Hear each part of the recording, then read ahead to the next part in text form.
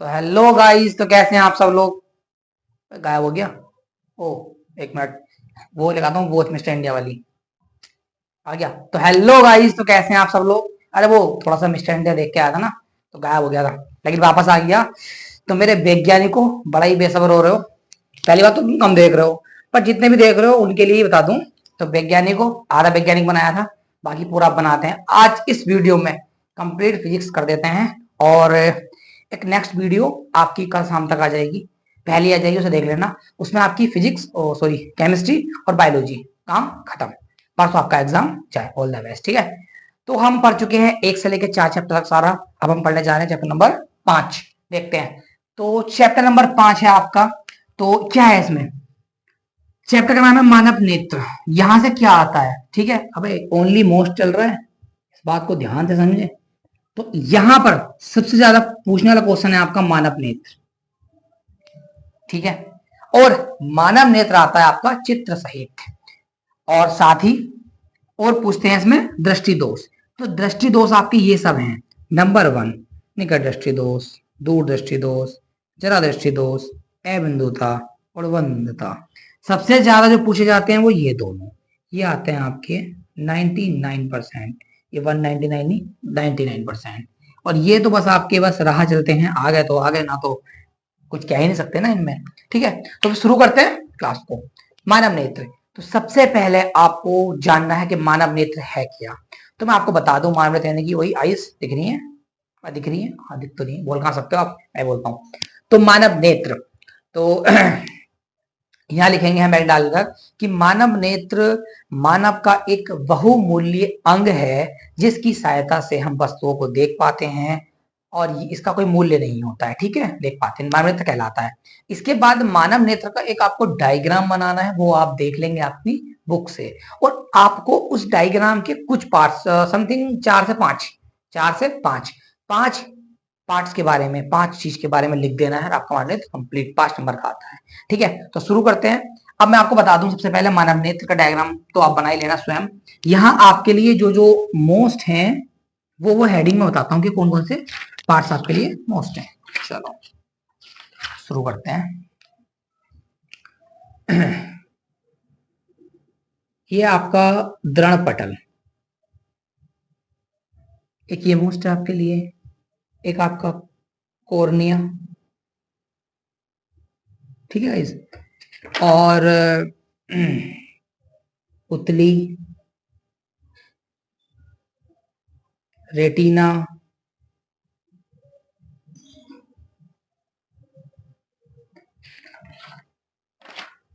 ठीक है, एक आइरिस भी ले लें। हालांकि वैसे यही काफी रहेगा, लेकिन आगे देख लें। तो मैं आपको बता दूं, ये जो आपकी आंख में सफेद वाला हिस्सा है, इसे बोलते हैं दृष्टिपटल। ठीक है। तो दृष्टिपटल में हम क्या लिख सकते हैं, हम लिख सकते हैं कि मानव नेत्र खोखले गोला, जिसका व्यास 25 सेंटीमीटर होता है, जो बाहर से दृढ़ व अपारदर्शी श्वेत परत से ढका होता है। यानी कि एक परत होती है, बार बार दिख रहा है आपको, यह है आपका दृढ़ पटल। ठीक है, इतना ही काफी है इसमें। और इसको स्वच्छ मंडल भी कहते हैं, दृढ़ पटल को स्वच्छ मंडल भी कहते हैं, ये आप याद रखेंगे, क्योंकि ये आपके एमसीक्यू में काम आ सकता है। ठीक है। इसके बाद है कॉर्निया। अब कॉर्निया क्या होता है, तो अब आपकी सफेद के बीच में एक ना कत्थई से कलर का जो ब्लैक से बाहर बाहर है गोल गोल, उसे बोलते हैं कॉर्निया। नेत्र गोले के सामने एक बाहर की ओर उभरा हुआ पर्दा होता है, जिसे कॉर्निया कहते हैं। ठीक है, एक मिनट, ये स्वच्छ मंडल कॉर्निया को बोलते हैं, गलत लिख दिया, स्वच्छ मंडल ये बोलते हैं कॉर्निया को, हाँ, दृष्टिपटल को नहीं बोलते हैं। ठीक है, तो कॉर्निया को स्वच्छ मंडल भी कहते हैं।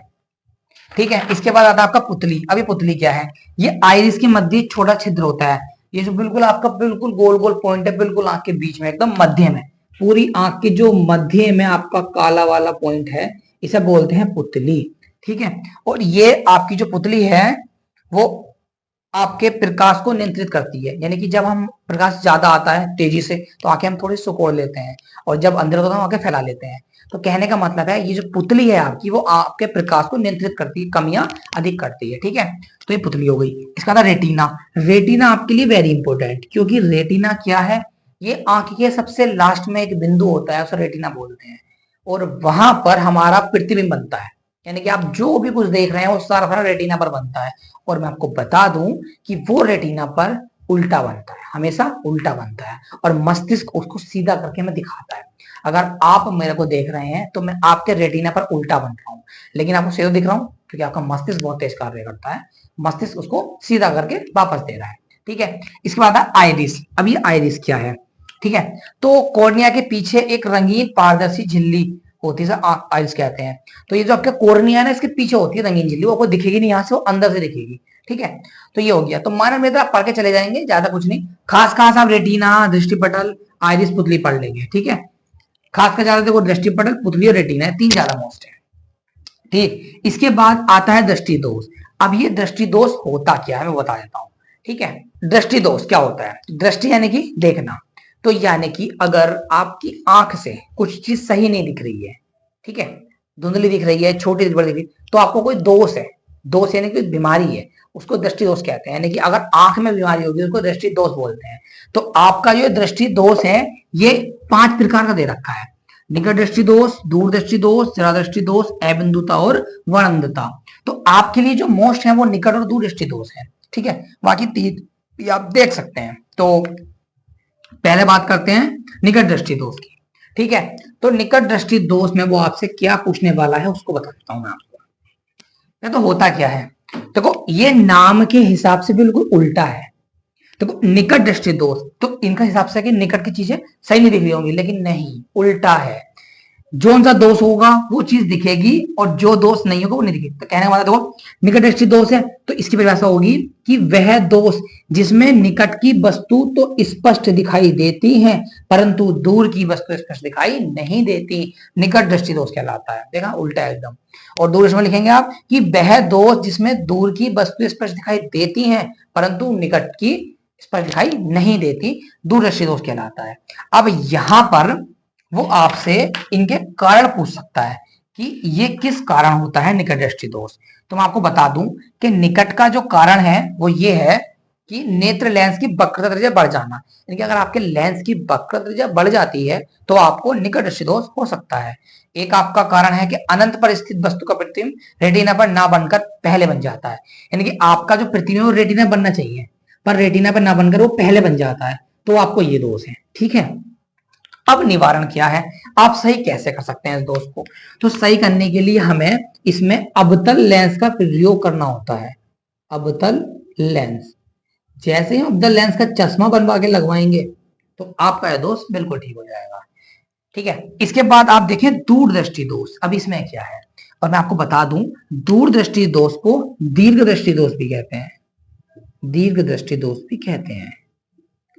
अब ये क्या है, तो मैंने परिभाषा आपको बताई थी अभी कि दूर की स्पष्ट दिखाई देती है, निकट की नहीं देती।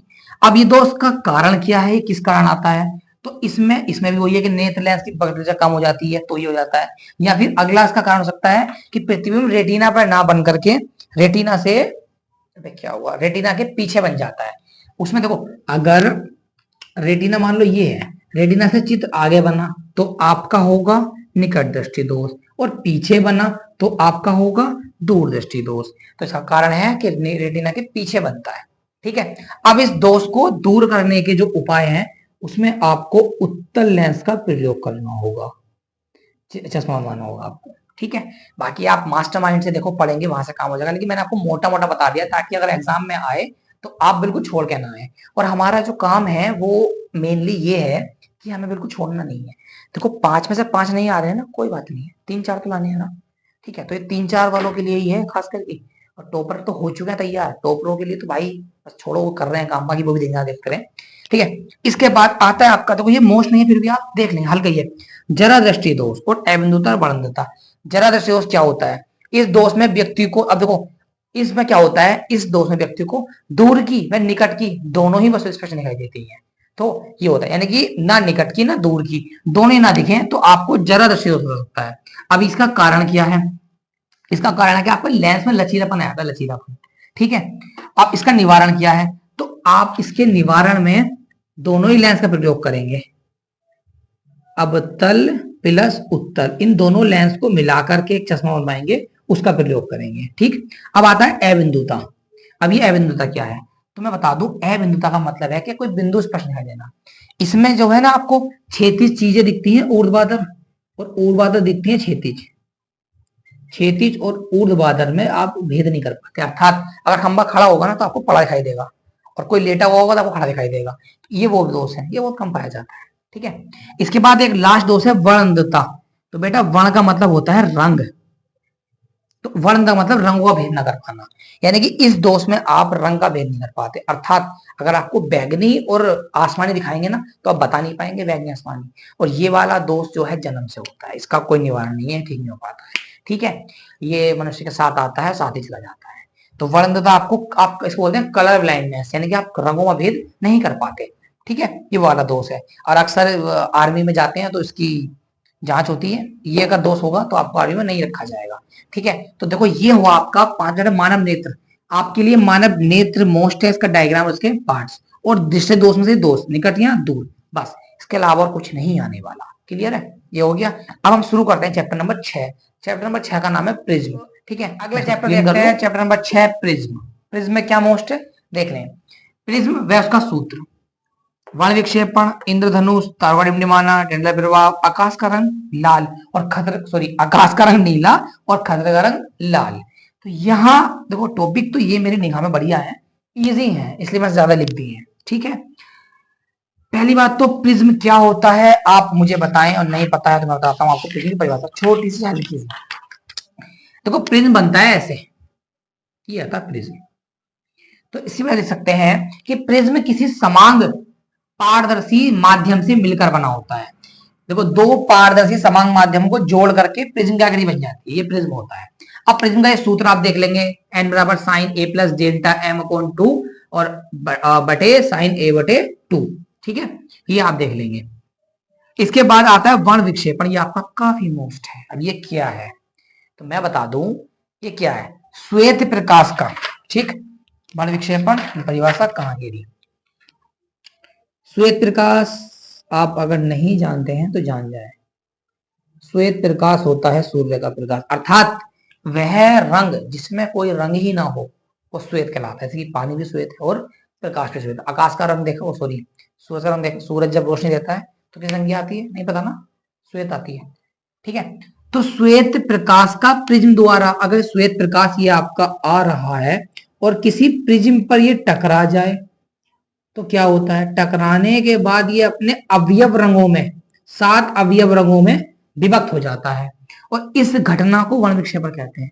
वर्ण का मतलब होता है कलर, रंग, विक्षेपण अलग होना, यानी कि श्वेत प्रकाश का 7 रंगों में बंटना क्या कहलाता है, वर्ण विक्षेपण। तो आप लिख सकते हैं कि किसी प्रिज्म द्वारा श्वेत प्रकाश का 7 रंगों में या अपने 7 अवयव रंगों में विभक्त होने की घटना को वर्ण विक्षेपण कहते हैं। और वर्ण विक्षेपण जो है 7 रंगों में, 7 रंगों में विभक्त होता है, और वो 7 रंग जो हैं उसकी ट्रिक है वैजनी हपी नाला, वैजनी हपी नाला, इंग्लिश होती है विवग्योर, VIVGYOR। तो मेरे अंग्रेजी याद ना करके हिंदी में बात कर लेते हैं। ठीक है, बहुत समय अंग्रेजी बनने का तुम्हें भी। तो बै से होता है बैगनी, जा से होता है जामुनी, नी से नीला, हा से हरा, पै से पीला, न से नारंगी और ल से लाल। और ये जो क्रम होता है आपका उल्टा होता है, यानी कि बैगनी नीचे जामुनी ऊपर, यानी कि ये जो आपका बैगनी हैप्पी नाला है ना, ये नीचे से ऊपर चलेगा, ये बात याद रखना। ठीक है, तो आपको वर्ण विक्षेपण अच्छे से याद कर लें, आने की संभावना है, और ये आपका हो गया। ठीक है, इसके बाद अगला टॉपिक आता है इंद्रधनुष।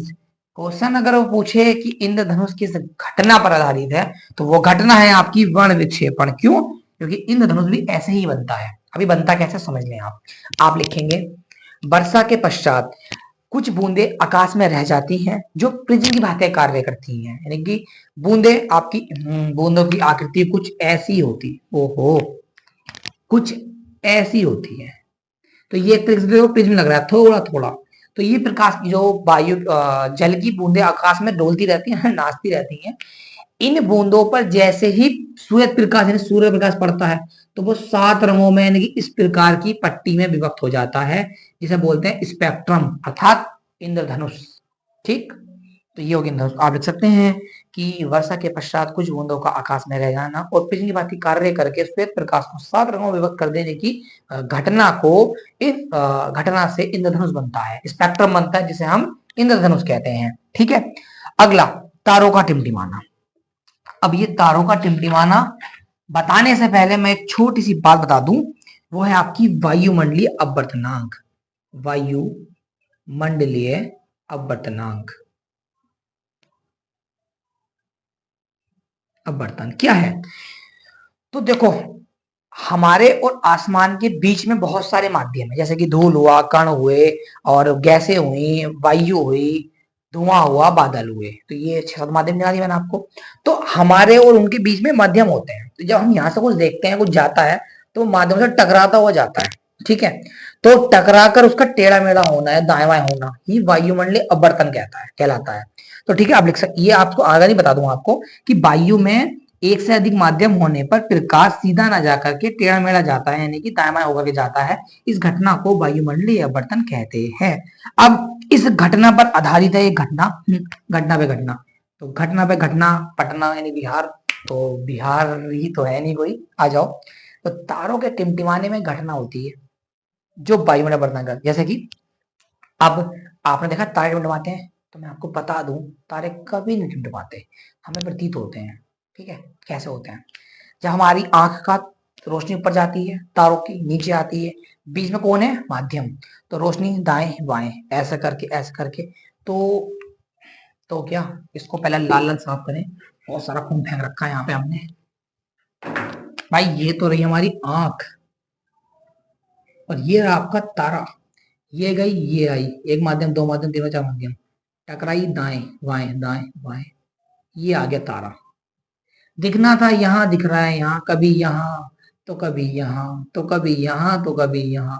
मौसम की तरह देख रहे हो, बदल रहा है, दाएं बाएं हो रहा है। तो तारा वही है, लेकिन हमें लग रहा है कि कभी यहाँ जा रहा है, कभी यहाँ जा रहा है, कभी यहाँ जा रहा है, कभी वहां जा रहा है। तो हमें ऐसे ऐसा लग रहा है, यानी कि वो टिमटमाता हुआ लग रहा है, टिमटमा नहीं रहा है। ठीक है, ये घटना ऐसा होती है। तो आप ये लिख सकते हैं कि तारों और हमारे बीच में अनेक माध्यम होते हैं, जिसके कारण प्रकाश सीधा ना करके दाएं बाएं होकर के आता है, जिससे कि तारे हमें टिमटिमाते प्रतीत होते हैं। इसके बाद अगली घटना की मैं बात करूं, तो एक घटना पूछ लेता है कि ग्रह क्यों टिमटिमाते। तो मैं आपको बता दूं, ग्रह तारों की अपेक्षा अधिक पास होते हैं। ऐसा मान लो तारे वहां है तो ग्रह यहाँ है, तो इतने माध्यम पढ़ नहीं पाता और टकरा नहीं पाता, तो वह दिखता नहीं करता हुआ। और एक एग्जाम्पल है, क्या आप जानते हो ग्रह कैसे कहते हैं? कोई ग्रह का नाम बताएंगे? आप नहीं बताएंगे, क्या बोल नहीं पा रहे हो ना? कमेंट में बता देना, बाकी मैं बता दूं। चलो कमेंट में बताना एक ग्रह का नाम। ठीक है, अगली वीडियो में बताते हैं सही है गलत है, कमेंट सेक्शन में मानना है ग्रह का नाम। देखते हैं किसमें है कितना नाम। बाहुबली कौन है यहाँ पर? इसके बाद आता है आपका टिंडल प्रभाव। ये 2 नंबर बहुत पूछते हैं, टिप्पणी करें टिप्पणी करें टिप्पणी करें, लो करो टिप्पणी। तो टिंडल प्रभाव क्या होता है मैं आपको बता दूं। अगर आप 1 बिलियन ले, एक, जैसे कि बताता हूं भाई, आपने एक परागसी ले ली, ऐसा मान लो, इसमें 1 बिलियन ले लिया, जल ले लिया, जल। तो मिटा दूं जल को मैं, ना ज्यादा बह जाए क्या फायदा, बोर्ड गल जाए हमारा। अब इसको हम एक अंधेरे कमरे में रख देते हैं, यहाँ रोशनी नहीं आ रही है, और यहां से हम इसमें प्रकाश डालते हैं, ये है प्रकाश। तो ये प्रकाश इसमें जाने के बाद ना फैल जाता है इस तरीके से। बस इसी घटना को बोलते हैं टिंडल प्रभाव। अब लिखेंगे कैसे? अंधेरे कमरे में 1 बिलियन रख देने पर और उसमें प्रकाश डालने पे, जब प्रकाश बिलियन पे टकराने के बाद बिलियन के चारों तरफ फैल जाता है, तो प्रकाश की इस घटना को टिंडल प्रभाव कहते हैं। क्लियर? नेक्स्ट, आकाश का रंग नीला क्यों होता है बताइए आप जरा, क्यों होता है बताऊं? बैगनी कलर का प्रकीर्णन सबसे अधिक होता है, प्रकीर्णन यानी कि फैलना। ठीक है, तो आपको बताया मैंने, बैगनी कलर सबसे ज्यादा फैलता है और लाल कलर सबसे कम फैलता है। तो बैगनी का ज्यादा फैलना है, तो आकाश सातों रंग का है, लेकिन बैगनी ज्यादा फैल रहा है, तो यहां से हमें वो नीला दिखाई देता है। ठीक है, ये लिख देंगे। और खतरे का रंग लाल क्यों होता है? देखा ट्रेन की लाइट रेड है, सबसे रेड, यानी कि लाल कलर जहां देखो वहां रुक जाओ, खतरा है। देख लो लाल कलर है, खतरा आ रहा है, मोस्ट खतरा है, फिजिक्स खतरा है, प्रिज्म खतरा है, चैप्टर खतरा है। बाकी महा रिवीजन पार्ट 2 में चली रहे हैं, ठीक है। तो अब खतरे का रंग लाल कैसे होता है बताता हूँ आपको, क्योंकि उसका ना तरंग दैर्ध्य अधिक होता है, प्रकीर्णन कम होता है। अभी तरंग दैर्ध्य क्या है, नहीं पावर, गाढ़ापन, जो कलर का गाढ़ापन होता है उसको बोलते हैं तरंग दैर्ध्य, और प्रकाश के फैलने को बोलते हैं प्रकीर्णन। तो लाल रंग फैलता कम है, गाढ़ा ज्यादा होता है, तो हमें दूर से स्पष्ट दिखाई देता है, और सब चीज छोड़ के हमें रेड दिखाई देता है, हम बाइक रोक लेते हैं, हमारा चलान कट जाएगा, ठीक है। तो ये हमारा चैप्टर हुआ है समाप्त, समाप्त नहीं समाप्त। इसके बाद चैप्टर नंबर 7 शुरू करने जा रहे हैं, और चैप्टर नंबर 7 है आपका विद्युत धारा। यो चैप्टर नंबर 7 का नाम है विद्युत धारा, लाइट, करंट, झटके, झटके तो देखो, ठीक है। तो विद्युत धारा में मैं आपको बता दूं सबसे ज्यादा, ये भी मोस्ट नहीं है, बता रहा हूं मैं आपको, मोस्ट केवल ओम का नियम है, बाकी कुछ नहीं है, ठीक है। इसमें आते हैं न्यूमेरिकल, यानी कि सवाल, यानी कि क्वेश्चन।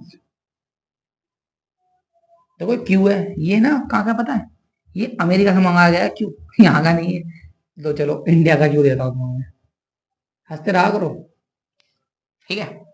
ये तो बड़ा क्लास है, शांति से पढ़ा रहा हूँ मैं, ईमानदारी। आप कभी क्लास में आकर बैठना, अगर बिना हंसे बैठ जाओ तो रही बात, दर्द हो जाएगा, दर्द पेट में हंसते हंसते। चलो शुरू करते हैं।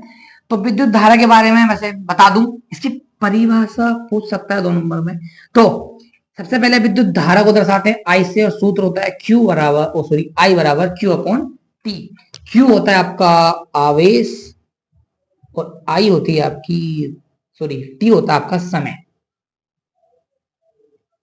परिभाषा बन जाती है, किसी चालक में विद्युत आवेश की प्रवाह की दर को, प्रवाह यानी कि बहना, प्रवाह की दर को विद्युत धारा कहते हैं। यानी किसी चालक में आवेश प्रवाह की दर को विद्युत धारा कहते हैं। इसे आई से प्रदर्शित करते हैं, और इसका मात्रक एम्पियर होता है। आप लोग मात्रक याद रखें बड़े अक्षरों में, एम्पियर, जिसे AMP बोलते हैं, एम्पियर होता है, बस काफी है। इसके बाद आता है विभव विभवांतर, मैं बता दूं आपको विभव विभवांतर। विभव क्या होता है, बिजली घर से आपके घर तक लाइट आना विभव है, और उस बोर्ड से ये जलना विभवांतर है। समझो अब जरा, विभव किसी एकांक धन आवेश को अनंत से एक बिंदु पर लाना, यानी कि जो हमें दिख नहीं रहा है वहां से किसी आवेश को अपने घर तक लाना। बिजली घर दिख रहा है आपको, नहीं दिख रहा, वहां से यहां तक लाइट लेके आना, विभव कहलाएगा, ठीक है। यानी कि एकांक धनावेश को अनंत से किसी बिंदु तक लाने में किया गया कार्य विभव कहलाता है। इसे हम V से प्रदर्शित करते हैं, सूत्र होता है V बराबर W अपॉन Q, ठीक है। आता है विभवांतर, तो यहां लिखेंगे कि दो बिंदुओं के बीच किया गया कार्य विभवांतर कहलाता है। अब यहाँ 2 बिंदु दिख रहे होंगे आपको, बोर्ड और बल्ब दिख रहा है, वहां से यहां तक जो भी हम वहां से लेके यहां तक हम जो कार्य करेंगे ना विभव, उसको लाने में, आवेश को लाने में, वो आपका कहलाएगा विभवांतर। और विभवांतर को बोलते हैं डेल्टा V, यानी कि इसको बोलते हैं डेल्टा V, और शुद्ध वही है, बस अंतर है डेल्टा का, ठीक। और दोनों के मात्रक भी सेम होते हैं, वोल्ट, बस काफी है, चक्कर में ना पड़ जाएगा। आ जाए ओम का नियम, ये आपका काफी मोस्ट है। यहां क्या होता है ओम के नियम में, अगर आप किसी चालक तार का भौतिक अवस्था ना बदले, भौतिक अवस्था अर्थात उसकी चल रहा है, उसकी लंबाई कम ना करें, उसकी मोटाई कम ना करें, उसको टेढ़ा ना करें, तो उसमें बहने वाली विद्युत धारा आई, रुक जाए बताएं देख के आपको ठीक से, डस्टर बिठा लेते हैं पहले। ओम का नियम बताने जा रहा हूं आपको, क्या है ओम का नियम। तो इस नियम के अनुसार यदि परिपथ में लगाया गया विभवांतर V और विद्युत धारा I एक दूसरे की सॉरी कहां पहुंच गए, गलती हो गई, हाँ, इस नियम अनुसार कि तार का, यानी कि आपके उसके तार है, इसकी आप भौतिक अवस्था ना बदलें, भौतिक अवस्था को ना बदलें, नहीं बदलना है, तो इसमें लगाया गया विभवांतर V और बहने वाला I, दोनों का जो दोनों एक दूसरे के अनुक्रमानुपाती होंगे, यानी कि अनुक्रमानुपाती होंगे। तो आप लिख सकते हैं कि इस नियम के अनुसार किसी धातु तार में, या फिर इस नियम के अनुसार यदि चालक तार की भौतिक अवस्थाओं में परिवर्तन ना किया जाए तो उसमें बहने वाली विद्युत धारा I व उसमें लगने वाला विभवांतर V का एक दूसरे के अनुक्रमानुपाती होते हैं। फिर आप ये लिख देंगे और जब आप इसको हटाएंगे तो V बराबर आई आर आपका सूत्र आ जाएगा सिद्ध होकर के। ये है ओम का नियम। ठीक है, कभी कभी वो सत्यापन करने के लिए बोलता है तो आप साफ साफ लिख देंगे कि ओम के नियम के अनुसार जब विभवांतर V व विद्युत धारा I के बीच ग्राफ खींचा गया, क्या खींचा गया, ग्राफ, तो सदैव क्या आती है, सरल रेखा। क्या आती है, सरल रेखा। हिमांशु क्या आती है भाई, सरल रेखा। तो जोर से बोल, सरल रेखा। हाँ, सरल रेखा आपकी आती है। समय ना देखें, समय कितना हो रहा है, 12 बज रहे हैं। हिमांशु पढ़ा है यहाँ पे, देख लो, कोई बात नहीं है, बस और 11 तारीख तक, उसके बाद ये भी अय्यासी करेगा, घूमेगा काम ही करेगा, जूस पिएगा मौसमी का बहुत पिएगा भाई। चलो, ये हो गया आपकी सरल रेखा। ठीक है तो अगर आप ग्राफ खींचेंगे तो क्या आएगी, सदैव एक सरल रेखा। हिमांशु का शकल दिखा देगा कैमरामैन को। हिमांशु पूछते रहे मेरे कस्टमर, सॉरी व्यूवर, अरे आ जाएगा, उठा जा, अरे आ जाओ, कोई दिक्कत ना है। देखो मैं हिमांशु को पकड़ के आपके लिए, आ जाओ, हिमांशु आ रहा है, बाल वाल काट रहा है, सज रहा है अभी।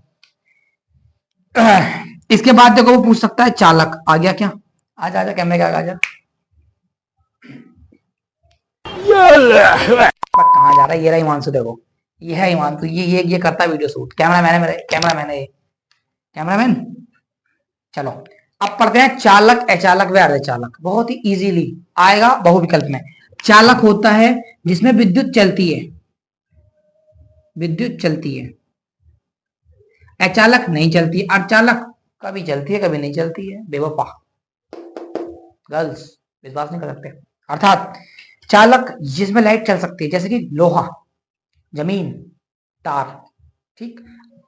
अचालक नहीं चल सकती, लकड़ी, रबड़। अर्धचालक कभी चल जाए कभी नहीं, अर्थात चलती नहीं है लेकिन ताप यानी कि करंट बढ़ा देने पर वोल्टेज चल सकती है, जैसे कि जर्मेनियम और सिलिकॉन। जर्मेनियम एक ऐसी धातु है, आप उसको लेकर के बोर्ड में डाले खड़े रहे, कुछ नहीं होगा, लेकिन एक समय ऐसा आएगा अगर विभवांतर बढ़ गया तो आपको पटाखा बज जाएगा, आपको लग जाएगा। ठीक है, जर्मेनियम होती है, जर्मेनियम। ठीक है जी आई। तो यह चैप्टर वो ये भी समाप्त। अब चैप्टर नंबर चलते हैं 8 की ओर, और चैप्टर नंबर 8 आपका आता है विद्युत धारा का तापीय प्रभाव। अब आपको तापीय प्रभाव में बताने जा रहा हूँ। ठीक है, ये बस समाप्त हो रही है, टेंशन ना, बोर बिल्कुल ना हो। और बोर अगर आप हो रहे हो ना तो समझ लो आपके लगने वाले हैं, क्योंकि पेपर आ रहा है परसों को। ठीक है, देखते हैं आगे। चैप्टर नंबर 8 विद्युत बल्ब, सॉरी चैप्टर नंबर 8 विद्युत धारा का तापीय प्रभाव। ठीक है, देखो यहां मोस्ट की बात मैं करूं तो केवल देखो ये दो, विद्युत बल्ब और ये, लेकिन यहाँ हीटर भी है, फ्यूज भी है, स्त्री भी है। स्त्री वाली स्त्री नहीं, गलत जा रहे हो, स्त्री प्रेस। बहुत क्या भाई माइंड सेट खतरनाक चल रहा है आपका, क्या कह रहे हो, आपने सोचा भी नहीं। अरे कोई बात नहीं है, मैं समझ लेता हूँ आपकी बात है। तो यहां मेरे निगाह में मोस्ट है केवल विद्युत बल्ब। आया तो बल्ब बनना पता नहीं, स्त्री नहीं आता इतना। और ये 1 किलोवाट को जूल में बदलना, तो हम क्या समझते हैं इसको।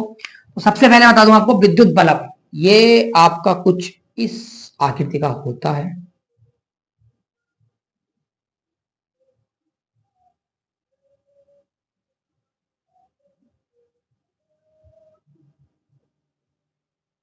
क्या कह रहे हो, आर्टिस्ट हो आप? अरे आर्टिस्ट तो हम नहीं, वो बात अलग है कि आप जानता नहीं। मान जाएंगे एक दिन, व्यूज कमाना कोई दिक्कत नहीं है, खाना को मिल रहा है बहुत है।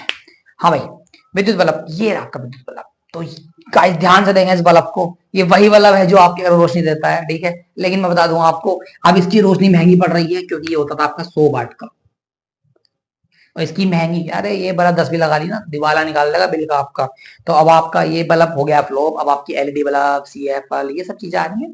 ठीक है, लेकिन कोई बात नहीं है, पुरानी चीजों को भूलना नहीं चाहिए, काम आती है, तो पढ़ते हैं इसको। ठीक है, अब ये है क्या, तो विद्युत बल्ब हम लिखेंगे कि विद्युत बल्ब एक विद्युत ऊष्मा पर आधारित एक संरचना है। जब विद्युत बल्ब के तंतु में धारा दी जाती है तो 1500 सेंटीग्रेड से 2500 सेंटीग्रेड तक होने पर ये जलने लगता है और रोशनी उत्पन्न कर देता है। ये तो विद्युत बल्ब हो गया। अब संरचना पूछता है इसकी, तो अब संरचना में क्या लिखेंगे। नंबर 1, यह एक कांच के खोखले गोले का बना होता है। ठीक, इसमें एक तार लगा होता है किस चीज का, टंगस्टन का। ठीक है, ये जो आपका तार है ये आपका टंगस्टन का तार है। इसे आप, हाँ, ये टंगस्टन का तार लगा होता है और इसमें तंतु होता है फिलामेंट का। फिलामेंट का तंतु, ये रहा आपका तंतु। ये टंगस्टन का तार है स्प्रिंग जैसा, ये जलता है इसका। यहाँ ये ब्लैक ब्लैक देखा होगा आपने, ये लाख होती है, लाख। बल्ब को ना लाख में बंद कर देता है। एक बताता हूँ आपको, अब बल्ब के अंदर कौन सी गैस होती है, क्वेश्चन आ रहा है दिमाग में, तो बता दूं आपको, बल्ब के अंदर होती है निर्वात। क्या होती है, निर्वात। अब ये निर्वात क्या है, निर्वात यानी कि ना वायु ना कोई गैस, बिल्कुल खाली नील एकदम। इस बल्ब को आप बिल्कुल खाली कर देंगे, निर्वात होगा। ठीक है, लेकिन कभी कभी इसमें नाइट्रोजन और कौन सी, हिमांशु, आर्गन। आर्गन, शाबाश।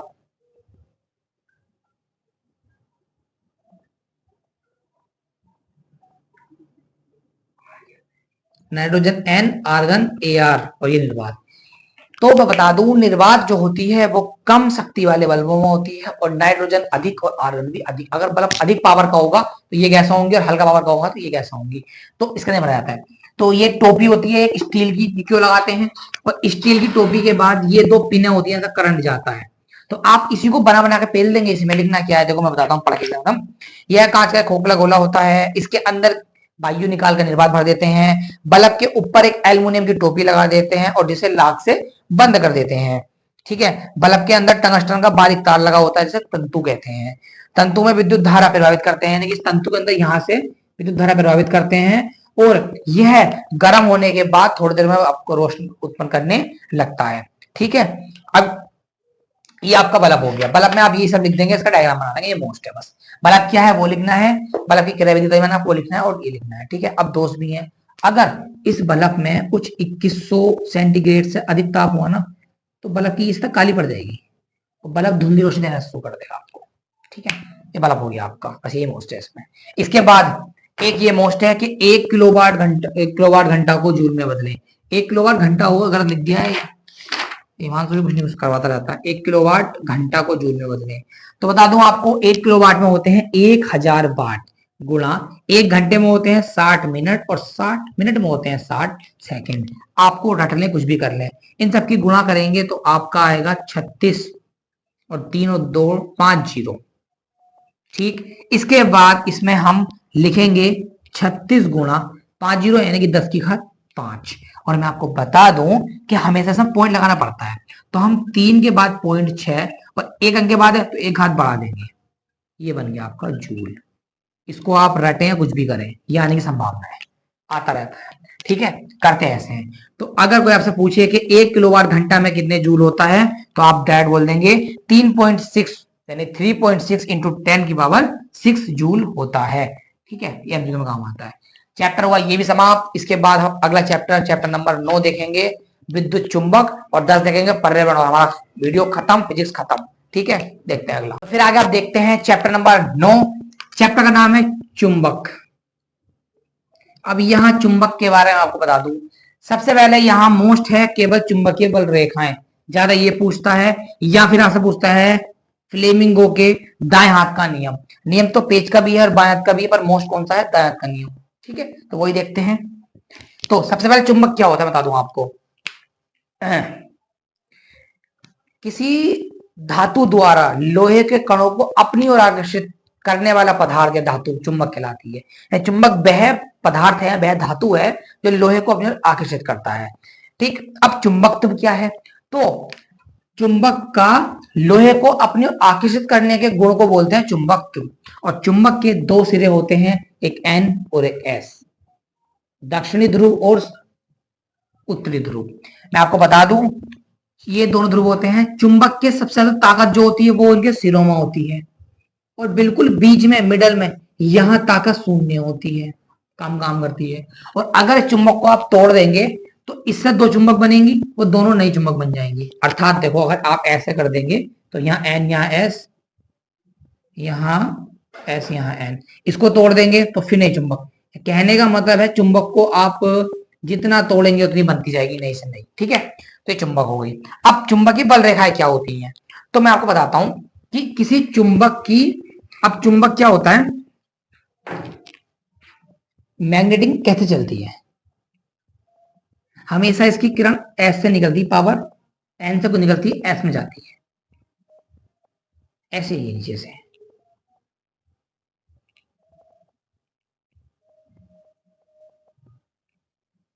ये देखें आप, ये जा रही हैं, ये यहाँ से निकल रही है, यहाँ जा रही है, ये जा रही है। ये है चुंबकीय बल रेखाएं, अर्थात किसी चुंबक के सिरों या चुंबक का उत्तरी ध्रुव से यानी कि एन सिरे से निकल करके एस सिरे में जाकर एक स्ट्रक्चर बल रेखाएं बनाना चुंबकीय बल रेखाएं कहलाती हैं। ये सदैव एन से निकलती हैं, एस में जाती हैं, एक दूसरे से समांतर होती हैं, एक दूसरे को कभी नहीं काटती हैं, और इनकी पावर सबसे अधिक सिरों पर होती है और बीच में होती है कम। शून्य नहीं होती है, कम होती है। अगर शून्य हो जाएगी ना तो यहाँ नहीं जा पाएगी, तो कम होती है, चुंबकीय बल रेखाएं कहलाती हैं। आप इतना लिख देंगे इसमें, ठीक है, डायग्राम बना देंगे, काफी है, 3 नंबर का आता है बस, अगर आया तो। इसके बाद आता है आपका दाएं हाथ का नियम, ये आपका काफी मोस्ट है। तो दाएं का मतलब सीधा, ये आपके सीधे हाथ को आप ऐसे बना लेंगे, ठीक है, इस तरीके से, ठीक है। अब करना क्या है, तो ये दाएं हाथ का नियम है। इस नियम को पढ़ने से पहले आपको अपने हाथ पर कुछ अक्षर लिखने होंगे। देखो, जैसे कि आपका ये जो अंगूठा है दाएं हाथ का, चलो मैं इसको ना बाएं से बना देता हूँ। तो ये आपके अंगूठे पे आप एफ बना लेंगे, उंगली पे आप बी बना लेंगे, और इस पे आप आई बना लेंगे, एफ बी आई। आप याद रखेंगे F B I, F B I, F B I एक टीम होती है याद करने वाले, ठीक है। तो अब क्या होता है, तो हम इसमें लिखेंगे कि इस नियम के, इसको बोलते हैं फ्लेमिंग के बाएं हाथ का नियम। सॉरी, ये दाएं लिख दिया मैंने, गलत गलत गलत, ये बाएं हाथ का जरूरी है, मोस्ट जो आता है बाएं हाथ का आता है। तो हमने बाएं पे लिख लिया है। हम लिखेंगे इस नियम के अनुसार बाएं हाथ को इस प्रकार फैलाएं कि सारी उंगलियां एक दूसरे के लंबवत हो। देखें आप, लंबवत एल बन रहा है, एल बन रहा है, टोटल एल बन रहा है। तो इस प्रकार फैलाएं कि एक दूसरे के लंबवत हो, तब तब अंगूठा बल को दर्शाएगा और पहली उंगली दर्शाएगी चुंबकीय क्षेत्र को, तो तीसरी वाली उंगली दर्शाएगी विद्युत धारा को। तो ये आपका F4 बल, B4 चुंबकीय क्षेत्र, I4 धारा, ठीक है। तो यहां से देखो मैं बताता हूं आपको क्या होता है। आप हमेशा याद रखना, जब कभी भी किसी भी मान लो तार में आप लाइट देंगे तो उसके चारों ओर चुंबकीय क्षेत्र उत्पन्न हो जाता है। इस बात को सिद्ध करने के लिए फ्लेमिंगो के दाएं हाथ का नियम बनाया, बाएं हाथ का नियम बताया, और पेज का नियम बनाया, पेज कसने का, ठीक है। तो आप ये बात याद रखेंगे कि इस नियम के अनुसार आप अपने उंगली को ऐसे फैलाएं कि सभी लंबवत हो। तो अगर आपका अंगूठा एफ को दर्शाएगा, पहली उंगली बी को दर्शाएगी, तो आपकी तीसरी उंगली विद्युत धारा को दर्शाएगी। अर्थात जब आप करंट ऐसे जाएगा तो चुंबकीय क्षेत्र इस प्रकार उत्पन्न हो जाएगा उसके चारों तरफ, ये आपको दर्शाया गया, ठीक है। ये नियम हो गया। पेज का नियम भाई ये भी सेम है। जब आप पेज कस को पकड़ के इस तरीके से कसते हैं तो बता रहा है कि अगर पेज को कसना धारा को दर्शा रहा है तो उसकी साइड की चीजें हैं वो आपके चुंबकीय क्षेत्र को दर्शाएंगे। अर्थात जब आप ऐसे पेज कसेंगे, इस तरीके से कसेंगे, तो इसके चारों तरफ क्या होगा उत्पन्न, चुंबकीय क्षेत्र। ये चीज है, इसमें लिख देंगे। इसके बाद आप ओस्टेट का प्रयोग। अब ये ओस्टेट एक वैज्ञानिक है, जब इन्होंने सुना कि भाई तार के चारों तरफ चुंबकीय क्षेत्र उत्पन्न हो रहा है, अब इसको सिद्ध भी करना होगा क्योंकि लोग कह के चलेगा, सिद्ध करना होगा। तो इन्होंने क्या किया बताता हूं आपको, इसका प्रयोग क्या था। इन्होंने एक मान लो गत्ता लिया, ठीक है, ये गत्ता हो गया है।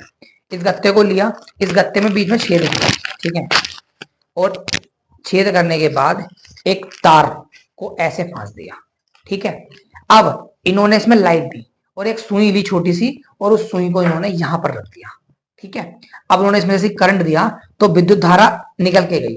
जब धारा निकलेगी तो चारों तरफ के क्षेत्र का उत्पन्न विद्युत क्षेत्र, जब विद्युत उत्पन्न हुआ तो उसमें सुई को इस तरह से घुमाना शुरू कर दिया, क्योंकि जब लोहे पर पड़ेगी तो वो सुई घूमने लगेगी। तो जब उन्होंने करंट दिया तो वो सुई चारों तरफ घूमने लगी। तो यहां से सिद्ध हो गया कि एक तार के चारों तरफ विद्युत क्षेत्र उत्पन्न हो जाता है, और प्रयोग हुआ सफल, ठीक है।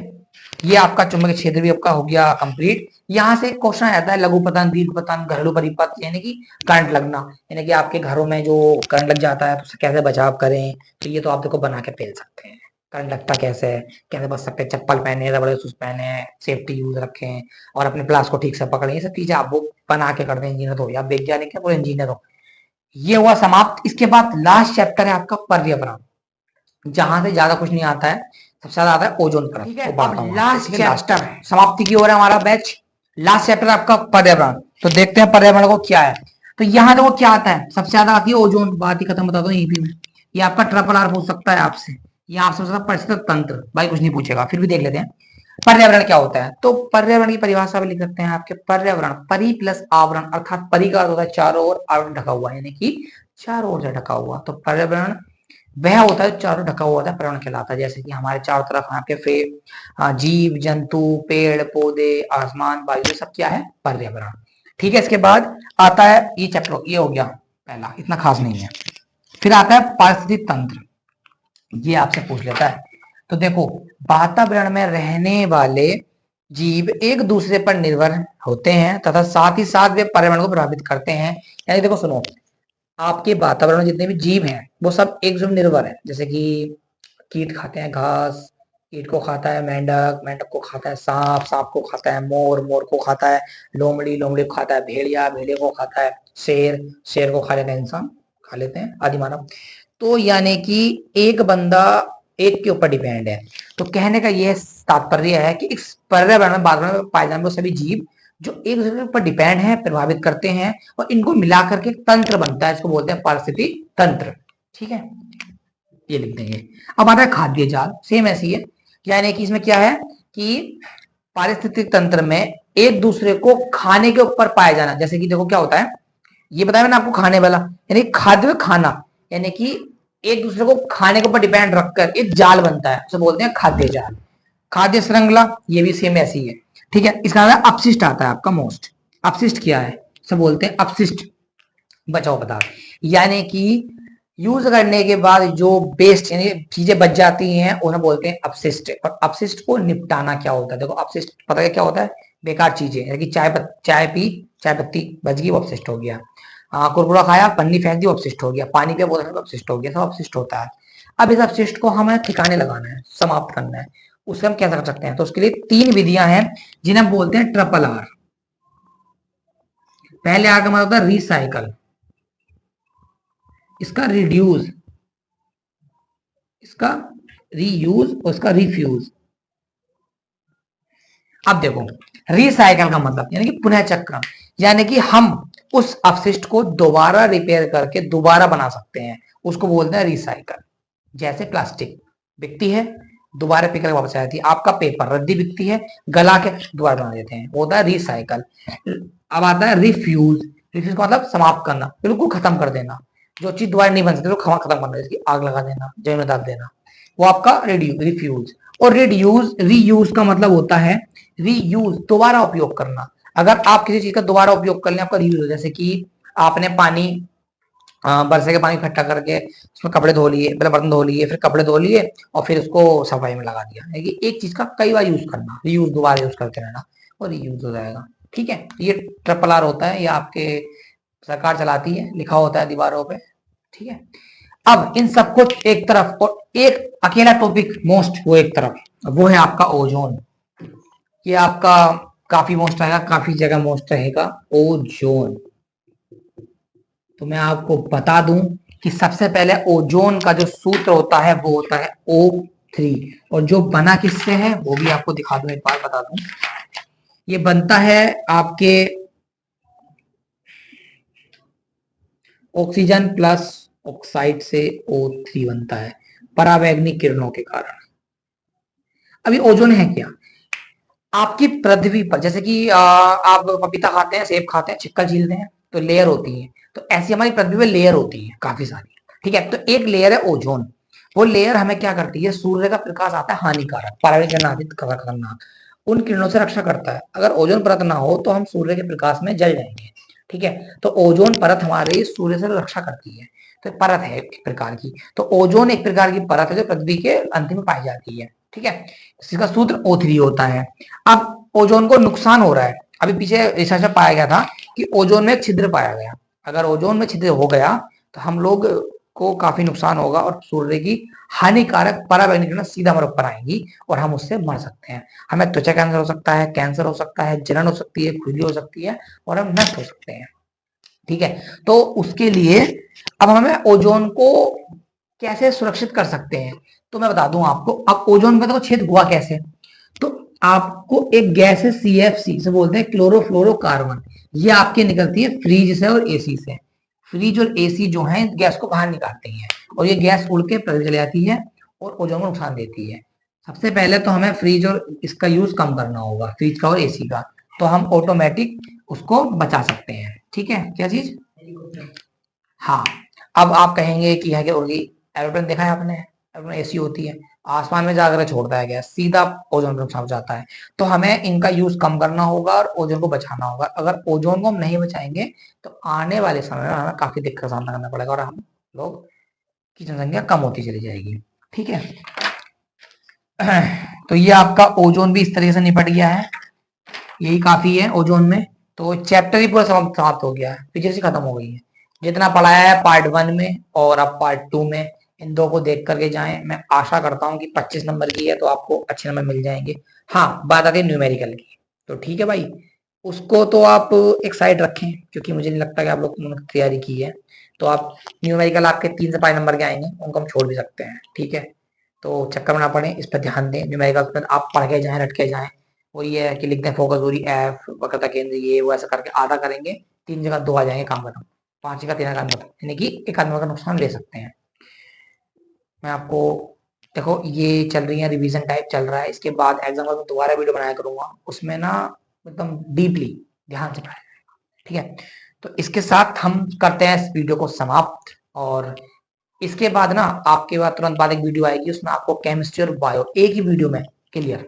ठीक है, उसका वेट करें, हो सकता है वो आपको कल दोपहर शाम तक मिल जाएगी। ठीक है, उसमें आपका निपटा देंगे सारा और आप उन 3 वीडियो को देख के जाएं। फिजिक्स पार्ट 1, फिजिक्स पार्ट 2 और आपका वो केमिस्ट्री बायो मिक्स, उसको पढ़ के जाएंगे तीनों को, आपका एग्जाम बढ़िया होगा। ठीक है, तो आपका 4 तारीख के लिए ऑल द बेस्ट, मिलते हैं आपको। ठीक है, नेक्स्ट वीडियो में।